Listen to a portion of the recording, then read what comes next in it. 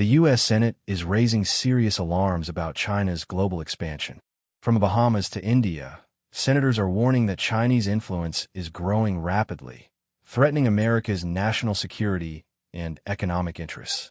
Today, we break down the key moments from a Senate hearing where Senator Ted Cruz and others question nominees about how the United States should respond.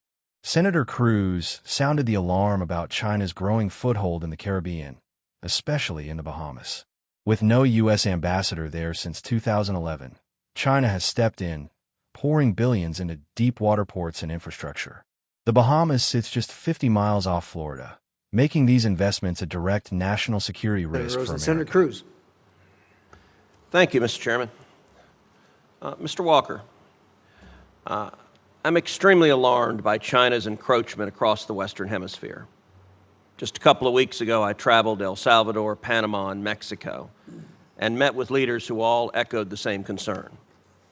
This is dangerous, and it is the result of bipartisan failure stretching back decades.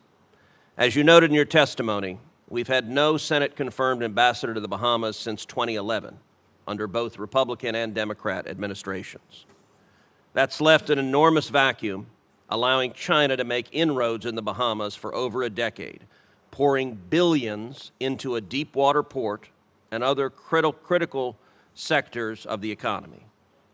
The Bahamas is just 50 miles off the coast of Florida and serves as a key regional gateway.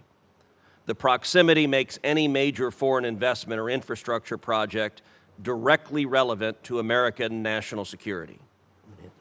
The United States should work with our partners to curtail China's growing influence in the Caribbean and the broader Western Hemisphere, and your role will be vital in advancing this critical partnership.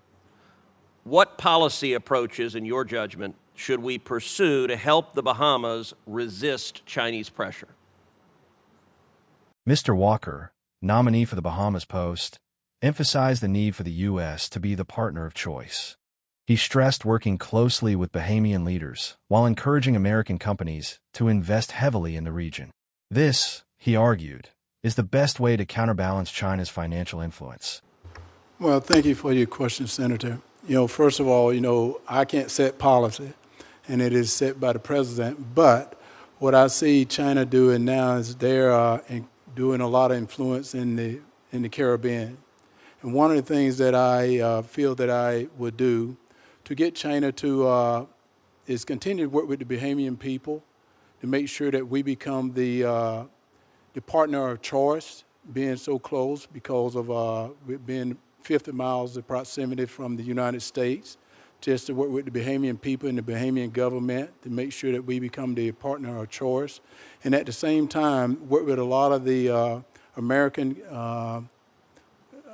companies to come to the Bahamas to see the key investments that they can make down in the Bahamas to combat against China, because I think they're coming down with a lot of money. And so if we can get other American companies to come down to invest as well in the Bahamas, that'll be a starting point. The conversation then shifted to India. Senator Cruz highlighted that India is on the front line of Chinese aggression. He noted the long-standing U.S. India partnership and the urgent need to strengthen ties. Mr. Gore, nominee for India, confirmed that India views China as a growing threat, not just on its border, but across the region. Senator Cruz raised the critical issue of energy cooperation. With a booming economy and the world's largest population, India represents an enormous opportunity for U.S. energy exports. Mr. Gore agreed, pointing out that India's middle class alone is larger than the entire U.S. population, making it a vital market for American crude oil, natural gas, and petroleum products. Fully agree. Thank you. Mr. Gore, congratulations. Good to see you. You and I go back a long, long time. Indeed, just the other day, we were laughing at 13 years ago when a former colleague of ours, John McCain, labeled your then boss, Rand Paul, and Mike Lee and me collectively wacko birds.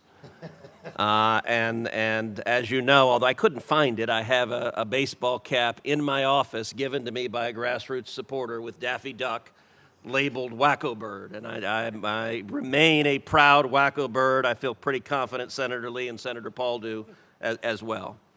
You're going to be terrific in India. India, as you know, is quite literally on the front line against Chinese expansion. The U.S. and India are both acutely threatened by Chinese expansionism. President Trump and Modi undeniably respect each other and have signaled again and again that the United States and India are natural allies. Nevertheless, our relationship with India is far from perfect. You've talked about that in several different ways today in your testimony in response to questions. I'd like to ask you to talk a little more specifically about how India views Chinese expansionism and aggression and what that means for U.S.-Indian relations. Senator, thank you for the question.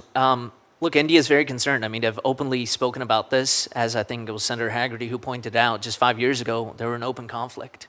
And so while we might have our moment of hiccups right now, we are on the track of resolving that. Our relationship with the Indian government, with the people of India, extends many more decades, and it's a much warmer relationship than they have with the Chinese. Frankly, they are concerned by Chinese expansionism. And Chinese expansionism is not just on the border of India, it's all over the area.